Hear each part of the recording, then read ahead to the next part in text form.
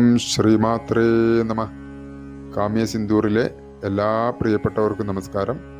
ശ്രീമദ് ലളിതാ സഹസ്രനാമ സ്തോത്രത്തിൽ കഴിഞ്ഞ ക്ലാസ്സിൽ നമ്മൾ കണ്ടത് 309-ാമത്തെ നാമമന്ത്രമായ രഞ്ജനി തുടങ്ങി 313-ാമത്തെ നാമമന്ത്രമായ രമാ വരെയാണ്. ഇന്ന് 314 രാഗേന്ദുവദന തുടങ്ങി 318 രാക്ഷസഗ്നി ഇതുവരെയാണ് നോക്കാൻ പോകുന്നത്. 314-ാമത്തെ നാമമന്ത്രം രാഗേന്ദുവദന. ഇവിടെ പദം പിരിക്കുമ്പോൾ വദന, രാഗേന്ദുവദന.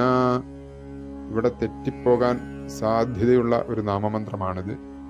തെറ്റിപ്പോകുക എന്നാൽ അക്ഷരശുദ്ധിയില്ലാതെ ചൊല്ലിക്കഴിഞ്ഞാൽ വളരെയധികം അർത്ഥവ്യത്യാസം വരുന്ന ഒരു നാമമന്ത്രമാണിത്. അപ്പോൾ രാഗേന്ദു ഞാൻ ചൊല്ലിയത് നിങ്ങൾ ശ്രദ്ധിച്ചിട്ടുണ്ടാവും. രാഗേ എന്ന് നീട്ടിക്കഴിഞ്ഞാൽ ഇന്ദു എന്നത് കറക്റ്റായിട്ട് വരും. അപ്പോൾ രാഗേന്ദു ഈ നിന്ന് ചെറുതായിട്ടൊന്ന് കേൾക്കാൻ ശ്രമിച്ചാൽ വളരെ നന്നായി. അപ്പോൾ രാഗേന്ദുവദന. അവിടെ ഇന്ദു എന്നുള്ള ശ്രദ്ധിക്കണം. ചന്ദനത്തിന്റെ എന്തായാണ് വന്ദനം, ചന്ദനം, മന്ദത എന്നൊക്കെ എഴുതുന്ന ആ എന്തായാണ് അവിടെ. അതിനുശേഷം വദന. ഇവിടെ ദ തൊണ്ട ചേർക്കാതെ ഉച്ചരിക്കേണ്ട ദായാണ്. അപ്പൊ അതുകൊണ്ട് അങ്ങനെ തന്നെ ഉച്ചരിക്കണം. അതുകൊണ്ട് ആണ് നമ്മൾ അക്ഷരസ്ഫുടതയ്ക്ക് ഇത്രയേറെ പ്രാധാന്യം കൊടുക്കുന്നത്. ഇനി തൊണ്ട ചേർത്ത് ഉച്ചരിക്കുകയാണെന്ന് വിചാരിക്കുക. അക്ഷരസ്ഫുടതയ്ക്ക് വേണ്ടിയിട്ട് രാഗേന്ദു വദന എന്നൊക്കെ ചൊല്ലിപ്പോയി കഴിഞ്ഞാൽ അർത്ഥം കംപ്ലീറ്റ് മാറിപ്പോകും. രാഗേന്ദു എന്നാൽ പൂർണ്ണചന്ദ്രൻ, വദന എന്നാൽ പൂർണ്ണചന്ദ്രനെ വധിക്കുന്നവൾ എന്നിങ്ങനെയൊക്കെ അർത്ഥം വരും. അപ്പോൾ ലളിതാ സഹസ്രനാമ സ്തോത്രം ജപിച്ച് വിപരീത ഫലം ലഭിക്കുന്നു എന്നുള്ള പരാതി ഇങ്ങനെയുള്ള മന്ത്രങ്ങളൊക്കെ തെറ്റിച്ച് ചൊല്ലുന്നത് കൊണ്ടാണ്. അതുകൊണ്ടാണ് നമ്മൾ മന്ത്രങ്ങളൊക്കെ എത്രയേറെ ഉച്ചാരണ ശുദ്ധിയോടുകൂടി അക്ഷരസ്ഫുടതയോടുകൂടി ജപിക്കേണ്ടതാണ് എന്ന് പറയുന്നത്. സ്ഥൂലാർത്ഥം അറിഞ്ഞില്ലെങ്കിൽ കൂടി ജപിക്കുന്നത് കറക്റ്റായി വരണം. അപ്പോൾ അങ്ങനെ ശ്രദ്ധിക്കുക. രാഗേന്ദു വദന എന്ന് നീട്ടി ജപിക്കുക. രാഗേന്ദു എന്നാൽ പൂർണ്ണചന്ദ്രൻ. പൂർണ്ണചന്ദ്രനെ പോലെ മനോഹരവും കാരുണ്യവും ശീതളവുമായ മുഖത്തോടു കൂടിയവൾ. അതാണ് ഇവിടെ രാഗേന്ദുവദന. 315-ാമത്തെ നാമമന്ത്രം രതിരൂപ. കാമപത്നിയായ രതിയെ പോലെ അതിസുന്ദരിയായവൾ. അത് തന്നെയാണ് ഇവിടെ രതിരൂപ. രതിയായ രൂപം ധരിച്ചവൾ എന്നൊരർത്ഥം കൂടിയുണ്ട്. 316-ാമത്തെ നാമമന്ത്രം രതിപ്രിയ. ഇവിടെ രതിപ്രിയ എന്നൊന്നും ജപിക്കരുത്. രതി എന്ന് തന്നെയാണ് എഴുതിയിട്ടുള്ളത്. അതുപോലെ തന്നെ രതിപ്രിയ എന്നും ജപിക്കരുത്. രതിപ്രിയ എന്ന് നീട്ടിയിട്ട് ജപിക്കുക. രതിക്ക് പ്രിയയായവൾ. നമ്മൾ നേരത്തെ കണ്ടു അമ്മ രതിരൂപയാണെന്ന്. കാമദേവന്റെ പത്നിയായ രതിയെ പോലെ അതിസുന്ദരിയായവൾ അല്ലെങ്കിൽ രതിയായ രൂപം ധരിച്ചവൾ.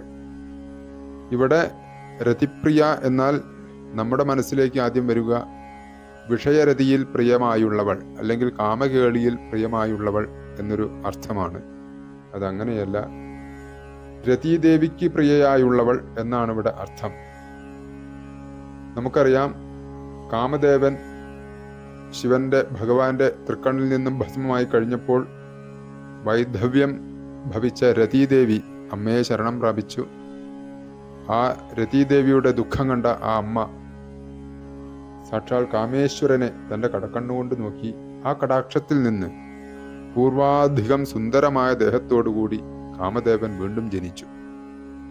ആയതുകൊണ്ട് തന്നെ കാമദേവന് പുനർജന്മം കൊടുത്തത് വഴി രതിക്ക് പ്രിയം ചെയ്തവളാകയാൽ അമ്മ രതിപ്രിയയാണ്. 317-ാമത്തെ നാമമന്ത്രം രക്ഷാകരീ. ഭക്തന്മാരെ രക്ഷിക്കുന്നവൾ. അത് തന്നെയാണ് ഇവിടെ രക്ഷാകരീ എന്ന് വർണ്ണിച്ചിട്ടുള്ളത്. 318 രാക്ഷസഗ്നി. ഇവിടെ പദം പിരിക്കുമ്പോൾ ഗ്നി, രാക്ഷസഗ്നി. ഇവിടെ ഘായാണ്. മേഘം എന്നെഴുതുന്ന ആ ഘായാണ് ഇവിടെ തൊണ്ട ചേർത്ത് ഉച്ചരിക്കേണ്ട ഘ. ഇവിടെ രാക്ഷസഗ്നി എന്ന് ചൊല്ലരുത്. ഇവിടും രാക്ഷസഗ്നി. ഇപ്പൊ രാക്ഷസ എന്ന് നീട്ടിക്കഴിഞ്ഞാൽ ഗ്നി എന്ന് കറക്റ്റായിട്ട് വരും. രാക്ഷസഗ്നി എന്ന് ചൊല്ലുക. ഘ്നം നമുക്കറിയാം, വിഘ്നം വിശേഷണയുള്ള ഘ്നം. ഘ്നം എന്നാൽ ഹനിക്കൽ, തടസ്സം, കൊല്ലൽ എന്നൊക്കെയാണ് അർത്ഥം. അപ്പോൾ വിഘ്നേശ്വരൻ എന്നാൽ വിശേഷണയുള്ള തടസ്സങ്ങളെ ഹനിക്കുന്നവൻ, കൊല്ലുന്നവൻ അല്ലെങ്കിൽ ഇല്ലാതാക്കുന്നവൻ, അതാണ് വിഘ്നേശ്വരൻ. അതുപോലെ തന്നെ ഘ്നി എന്ന് നീട്ടിക്കഴിഞ്ഞാൽ അത് സ്ത്രീദേവതാ നാമമന്ത്രമായി. അതുകൊണ്ട് തന്നെ രാക്ഷസന്മാരെ ഹനിക്കുന്നവൾ, അതാണിവിടെ രാക്ഷസഗ്നി എന്ന് കൊടുത്തിട്ടുള്ളത്. അപ്പോൾ ഇതുവരെയുള്ള ക്ലാസ്സുകളിൽ നിങ്ങൾ ശ്രദ്ധിച്ചിട്ടുണ്ടാവും, നമ്മൾ ഏറ്റവും പ്രാധാന്യം കൊടുത്തത് അക്ഷരസ്ഫുടതയ്ക്കാണ്.